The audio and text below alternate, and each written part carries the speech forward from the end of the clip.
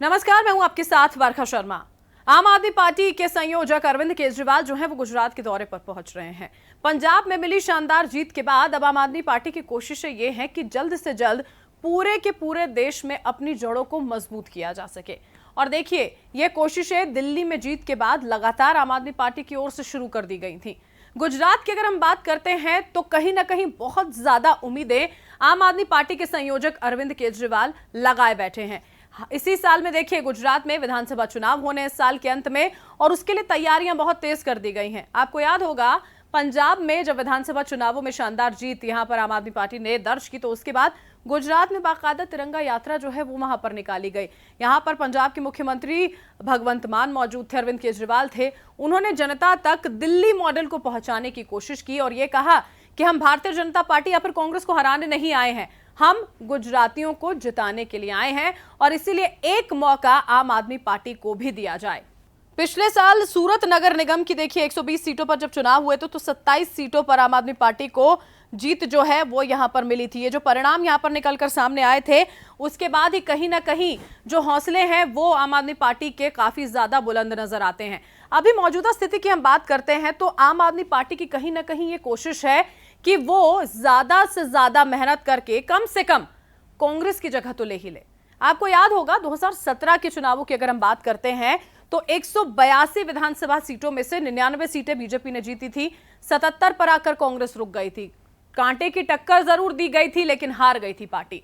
अब आम आदमी पार्टी की ओर से यह कोशिश की जा रही है कि मुख्य प्रतिद्वंदी के तौर पर वो अपने आप को स्थापित कर सके भारतीय जनता पार्टी के सामने, और यही कोशिश अगर उसकी कामयाब होती है तो खुद को एक राष्ट्र पार्टी के तौर पर स्थापित करने में उसकी कोशिशें जो हैं उनको एक कदम और आगे जाने में बल मिलेगा, उसको और ज्यादा मजबूती यहां पर मिलेगी।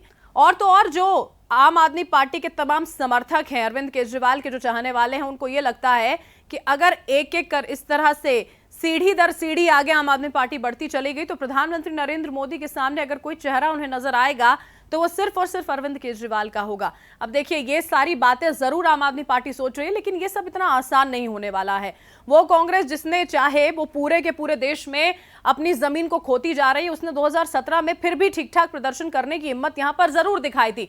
हालांकि पिछले साल में जो निकाय चुनाव हुए उसके बाद से कांग्रेस एक बार फिर से अंदरूनी कलह की शिकार होती नजर आ रही है। हार्दिक पटेल जो हैं, उनकी बयानबाजी भी आपने पिछले कुछ वक्त में सुनी होगी, जिससे कहीं ना कहीं ये संकेत मिलते हैं कि वो जल्द ही क्या कांग्रेस का साथ छोड़ देंगे। और अगर ऐसा होता है तो वो कांग्रेस पार्टी को एक बहुत बड़ा झटका होगा, क्योंकि अभी हाल ही में हार्दिक पटेल की ओर से भारतीय जनता पार्टी की बाकायदा तारीफ भी कर दी गई थी। दिल्ली और पंजाब के बाद अब गुजरात में आम आदमी पार्टी जो है वो मौका तलाशती हुई नजर आ रही है। ये कितना ज्यादा सफल होगा ये तो देखने वाली बात होगी, क्योंकि अगर पिछले चुनावों की बात करते हैं तो करीब करीब 25 से ज्यादा सीटों पर आम आदमी पार्टी ने अपने उम्मीदवार उतारे थे, लेकिन एक भी सीट पर खाता खोलने से चूक गई थी।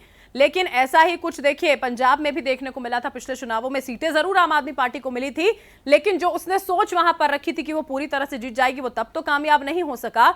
लेकिन इस बार की जीत ने अब आम आदमी पार्टी को काफी ज्यादा मनोबल उसका जो है वो यहां पर बढ़ा दिया है। देखने वाली ये बात होगी कि साल के अंत में होने वाले विधानसभा चुनाव क्या वाकई में आम आदमी पार्टी को एक सबसे बड़ी राष्ट्र पार्टी, जो कि मुख्य पार्टी के तौर पर अगर आप कह सकते हैं, भारतीय जनता पार्टी के सामने स्थापित करने में ये चुनाव मदद कर पाते हैं या नहीं। जो मेहनत यहां पर अरविंद केजरीवाल की ओर से की जा रही है, दौरे जो हैं जो उनके लगातार जारी हैं, वो कितने ज्यादा मददगार साबित होंगे, ये आने वाला वक्त यानी कि गुजरात चुनावों के नतीजे ही बताएंगे।